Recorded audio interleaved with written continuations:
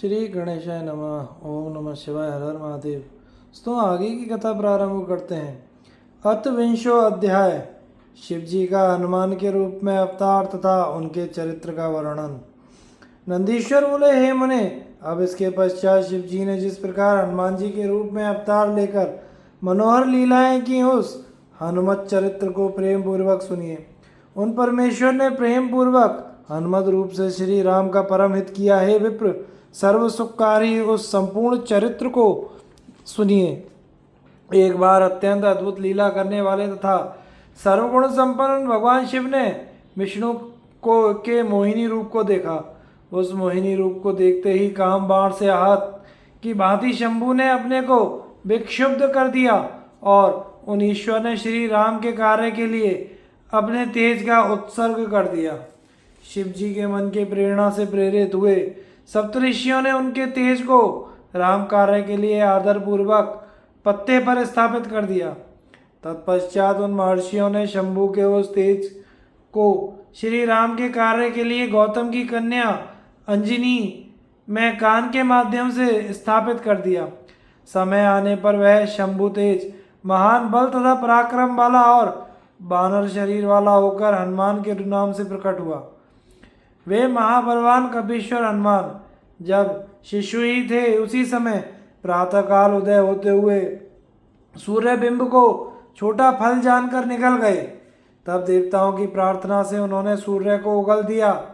उन्हें महाबली शिवावतार जानकर देवताओं तथा ऋषियों द्वारा प्रदत्त वरों को उन्होंने प्राप्त किया। तत्पश्चात अत्यंत प्रसन्न हनुमान जी अपनी माता के निकट गए और आदरपूर्वक उनसे वह वृत्तांत कह सुनाया।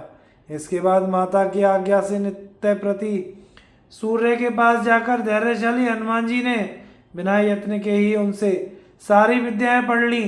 उसके बाद माता की आज्ञा प्राप्त कर रुद्र के अंशभूत कपिश्रेष्ठ हनुमान जी सूर्य की आज्ञा से प्रेरित हो सूर्य के अंश से उत्पन्न हुए सुग्रीव के पास गए। सुग्रीव अपने ज्येष्ठ भ्राता बाली, जिसने उनकी स्त्री का बलात् हरण कर लिया था, तिरस्कृत होकर ऋष्यमुख पर्वत पर हनुमान जी के साथ निवास करने लगे। तब वे सुग्रीव के मंत्री हो गए।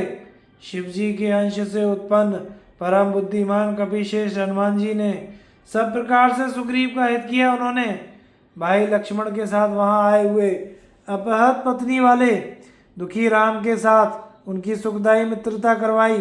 रामचंद्र जी ने भाई की स्त्री के साथ रमण करने वाले महापापी एवं अपने को वीर मानने वाले कपिराज बाली का वध कर दिया।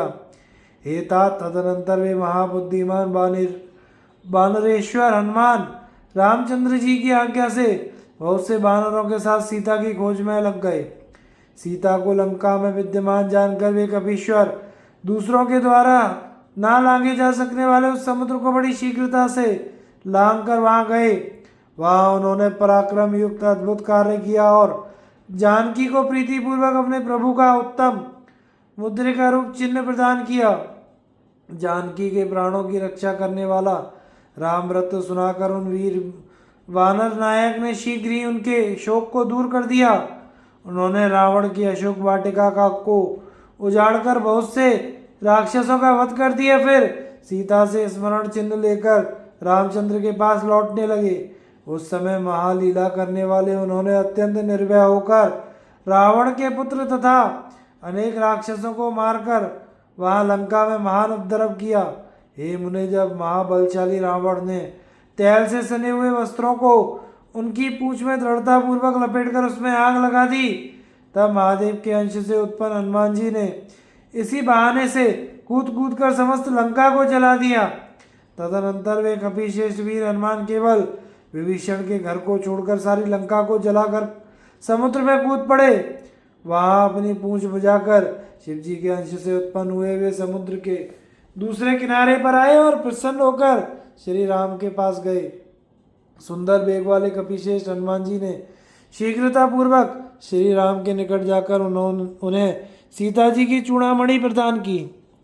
तत्पश्चात उनकी आज्ञा से वानरों के साथ उन बलवान तथा वीर हनुमान जी ने अनेक विशाल पर्वतों को लाकर समुद्र पर पुल बांधा। तब पार जाने की कामना वाले श्री रामचंद्र जी ने विजय प्राप्त करने की इच्छा से शिवलिंग को यथाविधि प्रतिष्ठित किया। तदुपरांत उसका पूजन किया।